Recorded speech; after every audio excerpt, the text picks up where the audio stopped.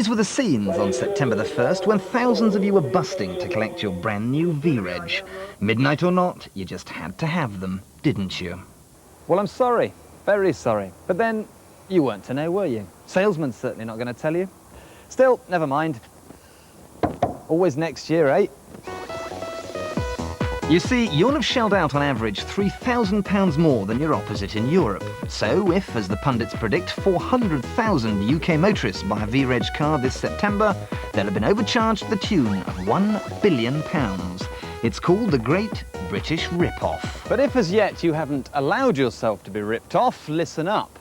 Mainland Europe may still be the cheapest place to buy new cars, but you might like to know that there are plenty of bargains right here at home. Just have a look at these.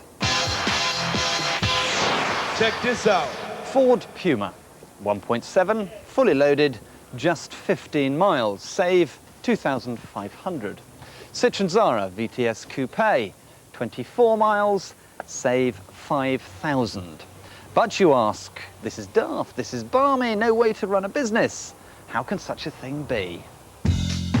Well, new cars are being sold cheap by independents because the car makers make too many. They register them to bump up their sales figures and then flog them off to car supermarkets. Some come direct from manufacturers and some are imported from abroad. They're all brand new, they're all UK spec, and they're all delivery mileage. This one has covered just 84 miles, plus they come with an ironclad manufacturer's warranty.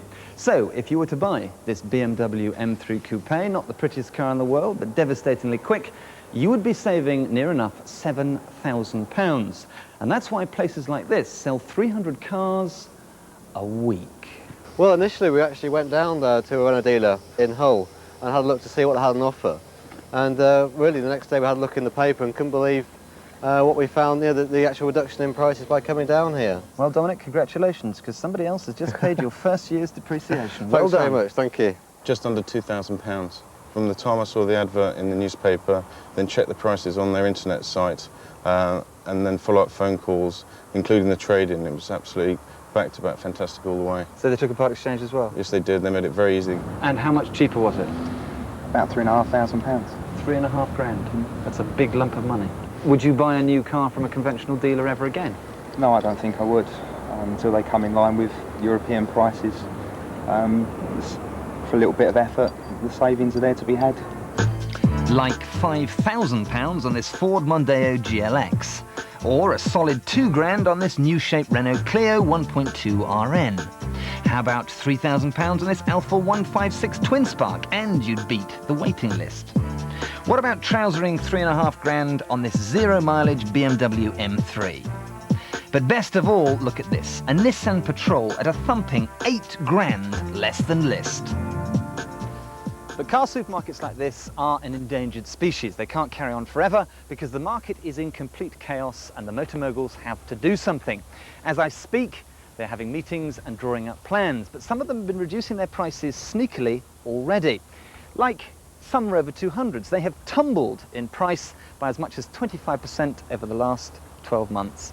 The industry may be greedy, but they're not stupid. They know that car pricing is one part of the European debate that just isn't going to go away.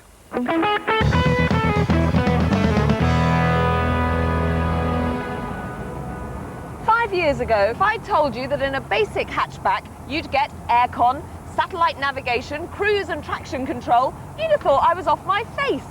But now you can get that on the option list of the teeniest Toyota. Hell, you can even get it in a Daewoo. And in another 5 years, you won't believe what your car will be able to do. And this Star Wars technology is available here and now. Look at this Chevrolet Corvette. It actually projects your speed onto the windscreen automatically. It's technology borrowed from fighter jets, and it's called HUD, head-up display. You're looking straight ahead, and there it is, the little blue numbers on the glass of the screen. Only you can see it though, so cowardly, lily-livered passengers can't see what speed you're doing. End to whinging. Lovely. cars will even watch your speed for you with the adaptive cruise control. There's a catchy name. It means that you set your cruise control, but should some old fool pull out in front of you, the car will slow down, wait for him to get a grip, and then speed up again. And when it's standard on all production cars, it will mean that Vauxhall Vectra drivers will no longer be able to drive up people's bottoms. A great leap forward for mankind. And don't worry about getting all stiff and sweaty, boys. Jeep have come up with an air conditioning system that takes your temperature and adjusts itself to your body heat. Talking of body heat, how about a seat that throbs? Well, those clever men at Mercedes have come up with something that not only fans your bottom, but massages your back as well. It's got little inflatable airbags in the seat which go up and down. It's like the full Bangkok experience. But of course, without the ping pong balls. It's fantastic. I tell you, you'd never want to leave the garage. Just sit in here and play all day. Your car of the future won't quite be able to drive itself, but it will help you a bit. If you give it some beans round a bend, your electronic stability control will kick in and straighten everything out miraculously. And no need to waste all that effort on old-fashioned things like gears. Your car will have CVT automatic transmission, which replaces cogs with an expanding drive belt, giving satin smooth acceleration. But you say, changing gears is fun. Well, they've thought of that too. They've programmed the computer to give you virtual gears. It imposes steps in an otherwise seamless drive system, and by pressing these buttons, you can change up and down the box. You even get a satisfying growl. Grr. Smart airbags will even make crashing more comfortable. The bag will sense the speed of the impact and the size and weight of the driver. Guaranteed soft landings every time. How about a seat belt and an airbag combined? Well, those clever boys from Honda have come up with the Air Belt for a much more pleasant crashing experience. This is absolutely fantastic. Voice-actuated controls. What I do is I press this button on the steering column. Radio, tune, radio 1. Radio, tune, radio 1. Temperature, 20 degrees. Climate control, temperature 20.0 degrees. And it can even dial your telephone for you. Telephone, dial Mr. Willson. Phone, dial Mr. Willson. I'm ringing myself. Absolutely fantastic. Driving at night will be better too. Thermal imaging is already used in police helicopters to catch joyrider dorks. What you'll get is an image of the road ahead projected onto your windscreen, so you'll see not only the cat's eyes, but its whiskers as well. Here's one for the little lady. No more traumas at Tesco. Assisted reversing. Believe it or not, there's a little camera in there. Clever, eh? Engage reverse, and this little screen gives you an image of the extremely irritating man you're about to run into. And if you don't believe anything you see on the small screen, here's another system. Audi's acoustic parking control. Little sensors in the back bumper which bleep infuriatingly as you reverse. So, as you approach your target, the beeping gets louder and louder until it's completely unbearable. You hear the sound of breaking glass, rending metal, and you stop. And at this point, you try a little invention of your own, filling out the insurance claim form. Slaves to the catwalk will no doubt be aware that it's London Fashion Week next week, but we've got a little something for slaves to fashion on four wheels. At number 10, it's big bore exhausts for those extra decibels and better gas flow, a must-have for noisy boys. At 9, strut braces hold it all together, improve handling, and most importantly, come in all the latest colours, except grey. At number 8, pro clamps are the nearest you can get to body piercing a car, and don't forget the matching valve caps in anodised colours.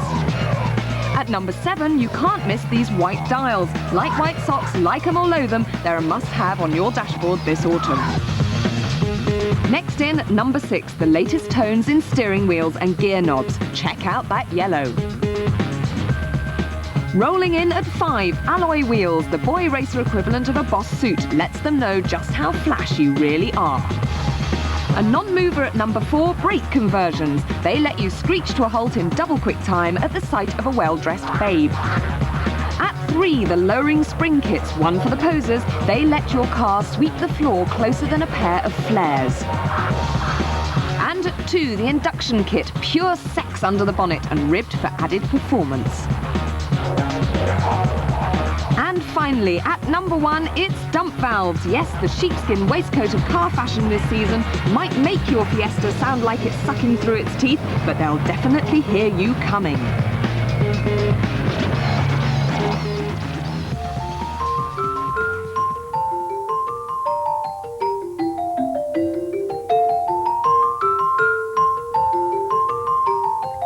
Let's face it, childhood sucks. No matter how the government tries to dress it up with free playgrounds, youth clubs and eye tests, it's just one long, miserable wait. A wait for the day when you can go where you want, do what you want. When you can buy your first motor. It's a top moment, like your first kiss or first pint. But when you're young and skint, any money's a lot of money, so make every penny count.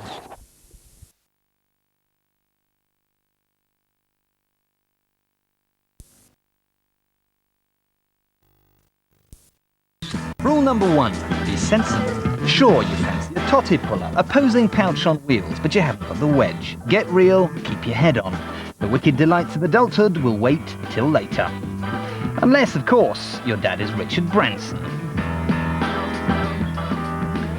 And bills don't stop coming in once you've bought a motor. Overspend and you'll be brassic. You won't have readies for insurance, road tax, servicing, petrol, or even food. You'll lose your job, you'll end up in a Siberian salt mine. What have you done? Rule number 2, be very sensible. And that means cheap, reliable wheels. So no Jags, Cadillacs, or big BMs. I'm afraid it's a small hatchback for you, and £2 buys a good one. There are pluses, trust me.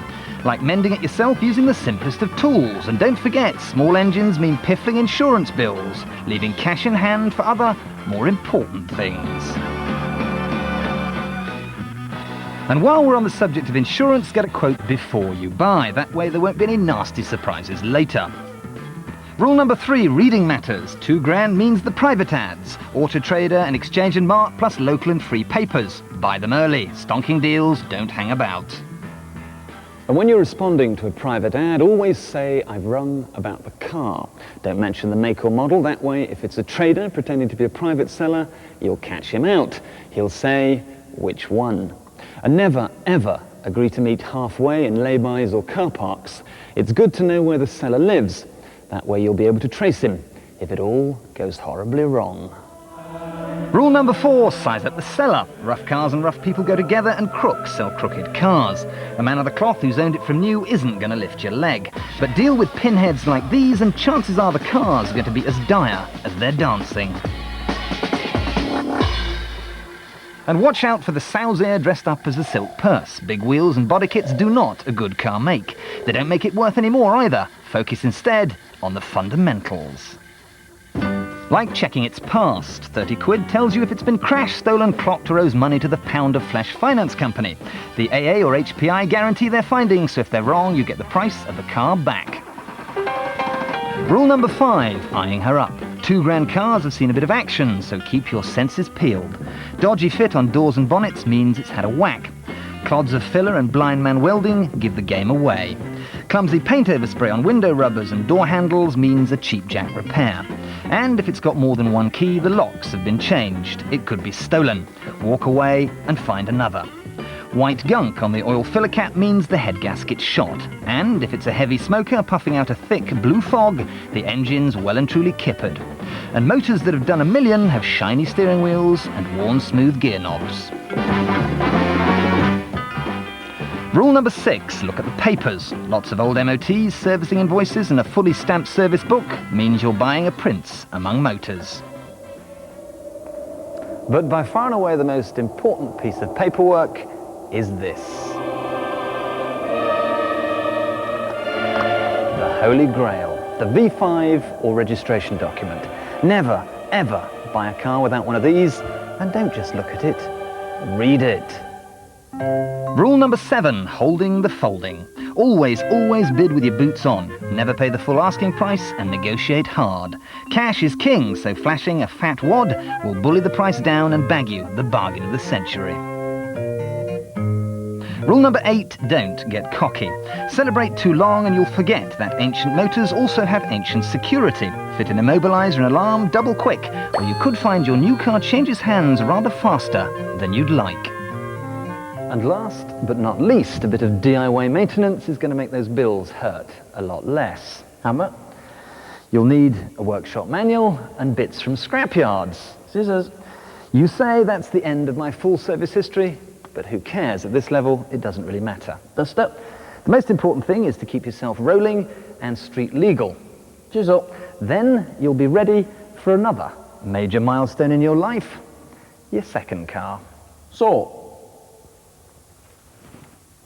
Are you absolutely sure you know what you're doing? And here are 5 cars for £2,000 that we reckon are worth the trouble. Hondas never ever break down, which is why all those old people drive them. They don't depreciate much either. Peugeot's Little Diamond is trendy, reliable and cheap to mend. The Clio's also got a trend factor, plus they're usually driven carefully by suburban mums. VWs are as tough as Lennox Lewis, and 63,000 is no mileage at all. Ford's Fiesta lasts well and is so simple you can fix it at the blacksmith's. There, told you it was easy. We've saved the very best gizmo to last, haven't we, Kate? We have, because this is the McLaren F1 and it's fitted with a modem, so if it breaks down, all you do is plug it into a phone socket and the factory will tell you what's wrong with it. Now, I've disconnected a lead here. I've got McLaren on the other end of the telephone. Here it is. And they're going to tell me which lead I've disconnected. McLaren, hello. Right, tell me why my car is running like a bag of spanners, please. A connection problem between my throttle potentiometer? You are absolutely right. Give me a go. Because it can also do other things. Can you just raise the rear air brake, please? It's just so top. And what about the windscreen wipers? Thank you very much indeed. It's just magic. So, I think it's time we went for a little spin, Catherine. I think it is. I'll drive you around. No, I'm driving. No, you're not driving. Kate, I'm senior, Look, I'm driving. You're old and therefore you shouldn't. I am not old. And where are you going? Because someone has to connect you're the just throttle too potentiometer, slow off the Catherine. mark, You're not Quentin. going anywhere. The new series of Top Gear continues same time next week, and next tonight, instant sexual magnetism for Rimmer. You'll find yourself strangely drawn to Red Dwarf 8 again in a moment.